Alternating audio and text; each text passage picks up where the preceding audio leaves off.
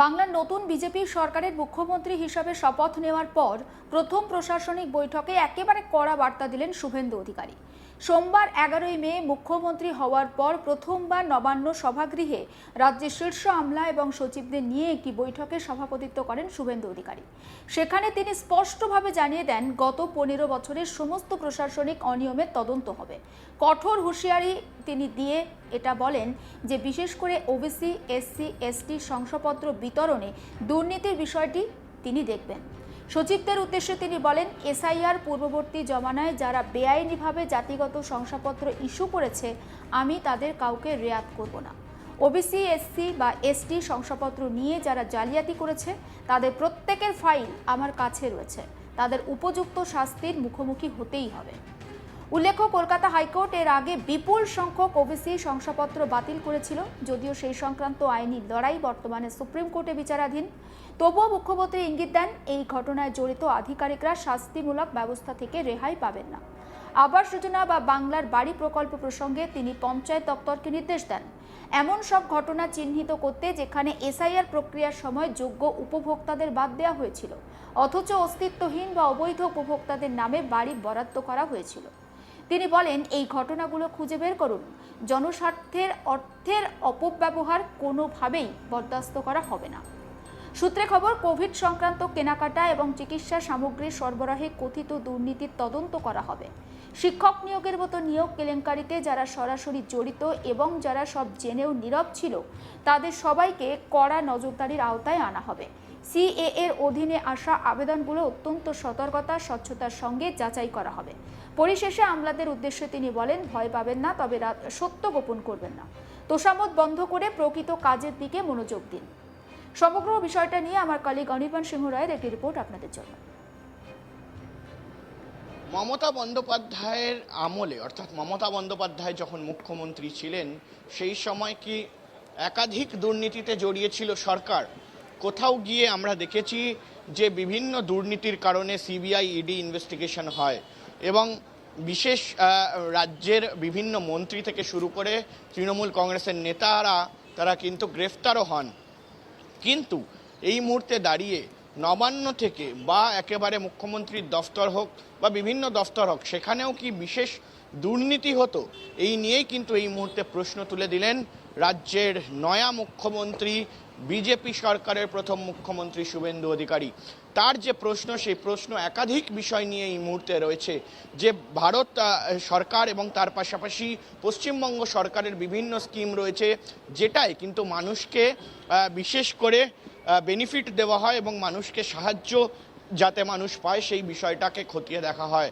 কিন্তু মূলত সেই ওয়েলফেয়ার স্কিম বা সেই ধরনের সরকারি প্রকল্প বা সরকারি বিষয় আশায় কোথাও গিয়ে কি দুর্নীতি হয়েছে, এই নিয়েই প্রশ্ন তুলেছেন। মূলত যে প্রশ্ন এই মুহূর্তে শুভেন্দু অধিকারীর তরফ থেকে তোলা হয়েছে, যে এসসি, এসটি, ওবিসি সার্টিফিকেট নিয়ে, অর্থাৎ শিডিউল কাস্ট, শিডিউল ট্রাইব এবং ওবিসি অর্থাৎ আদার ব্যাকওয়ার্ড ক্লাসেস, এই যে তপশিলি এবং তপশিলি উপজাতির যে সার্টিফিকেট ইস্যু করা, সেটাকে নিয়ে কোথাও গিয়ে এই মুহূর্তে প্রশ্ন উঠেছে। এবং কি প্রশ্ন উঠেছে, যে শুভেন্দু অধিকারী সূত্র মারফত খবর যে আমলাদের সঙ্গে বৈঠক করেছিলেন, সেই বৈঠকে কোথাও গিয়ে তিনি প্রশ্ন করেন যে OBC certificate, SC ST certificate কি কোনোভাবে ভুয়ো বা জালিয়াতি করে দেওয়া হয়েছিল। এই নবান্নের যে এই মুহূর্তে যে মিটিং ছিল, সেই মিটিংয়ে সেই প্রশ্ন তোলা হয় বলে সূত্র মারফত খবর পাওয়া যাচ্ছে। এবং সেই মিটিংয়ে স্পষ্টত এটাও খবর পাওয়া যাচ্ছে যে কোথাও গিয়ে এসসি এসটি সার্টিফিকেট নিয়ে প্রশ্ন তোলেন তিনি বলেন যে আপনারা তদন্ত শুরু করুন। আমলাদেরকে বলেন যে আপনারা বিভিন্ন ডিপার্টমেন্টে তদন্ত শুরু করুন এবং আপনারা ভয় পাবেন না কোনো কিছু বলতে, কোনো নথি লুকোবেন না। আমাদের নয়া সরকার, নতুন সরকার, সূত্র মারফত এমনটাই খবর পাওয়া যাচ্ছে যে তিনি বলেছেন যে নয়া সরকার, নতুন সরকার, এবং যা এই মুহূর্তে আপনারা জানেন যে বেআইনি পথে হয়েছে, সেই বিষয়গুলোকে আমাদেরকে জানান। এবং SC ST certificate, OBC certificate যদি কোনোভাবে ভুয়োভাবে করা হয়, সেই বিষয়টাকেও জানানোর জন্য শুভেন্দু অধিকারী বলেছেন। এবং তার পাশাপাশি বলে রাখি যে এই যে উল্লেখ্য রয়েছে যে কলকাতা হাইকোর্টের আগে কিন্তু বিপুল সংখ্যক ওবিসি শংসাপত্র বাতিল করেছিল এবং সেটা আমরা দেখেছিলাম যে কলকাতা হাইকোর্ট তারা কিন্তু এই ওবিসি শংসাপত্র যেগুলো ছিল, সার্টিফিকেট যেগুলো ছিল, সেগুলোকে বাতিল করে এবং সুপ্রিম কোর্টে এই বিষয়টি এখনো পর্যন্ত বিচারাধীন রয়েছে। অর্থাৎ এই নিয়েই কিন্তু নতুন সরকার গঠন করার সঙ্গে সঙ্গে মুখ্যমন্ত্রী শুভেন্দু অধিকারী তিনি কিন্তু এই বিষয় নিয়ে প্রশ্ন তুলতে শুরু করে। এবং শুধু তাই নয়, শুধুমাত্র এই স্কিমের বাইরেও আবাস যোজনা অর্থাৎ বাংলার বাড়ি যে প্রকল্প পশ্চিমবঙ্গ সরকারের তরফ থেকে করা হয়েছে, সেখানেও তিনি প্রশ্ন তুলেছেন। এমনটা সূত্র মারফত খবর যে কোথাও গিয়ে ভুতুড়ে ভোটার তারা কিভাবে আসছে, ভুতুড়ে যারা এই মুহূর্তে বাংলার বাড়ি পাচ্ছেন, ভুতুড়ে ভোটার ক্ষমা করবেন, ভুতুড়ে যারা বাংলার বাড়ি পাচ্ছেন তারা কিভাবে নথিভুক্ত করছেন বা তাদের নাম কিভাবে নথিভুক্ত হচ্ছে, এই নিয়েও কিন্তু প্রশ্ন ওঠে যে আদেও কি তাদের বৈধতা রয়েছে এই স্কিমের সঙ্গে নিজেদেরকে একেবারে ইন্ডাক্ট করার জন্য। সেই বিষয় নিয়েও কিন্তু এই মুহূর্তে শুভেন্দু অধিকারী প্রশ্ন তুলেছেন, এমন সূত্র মারফত খবর পাওয়া যাচ্ছে।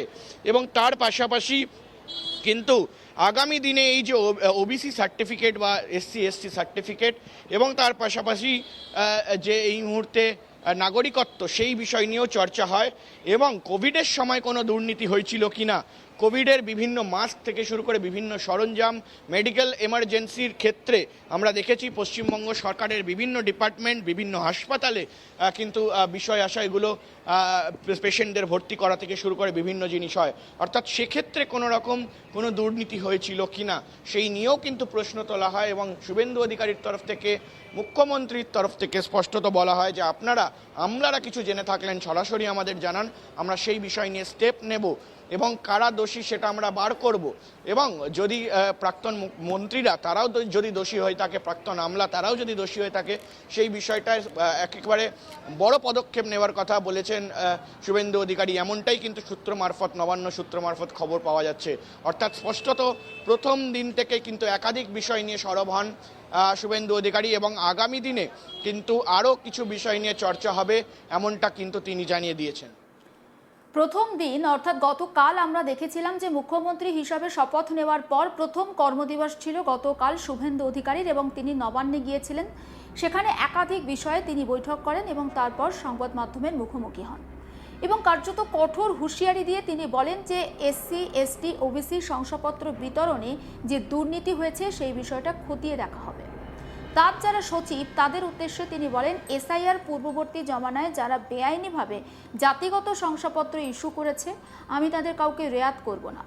এবং এই যে শংসাপত্র অর্থাৎ SC/ST OBC শংসাপত্র যারা জালিয়াতি করেছে তাদের প্রত্যেকের ফাইল আমার কাছে রয়েছে, তাদেরকে খুঁজে বের করে উপযুক্ত শাস্তি দেওয়া হবে।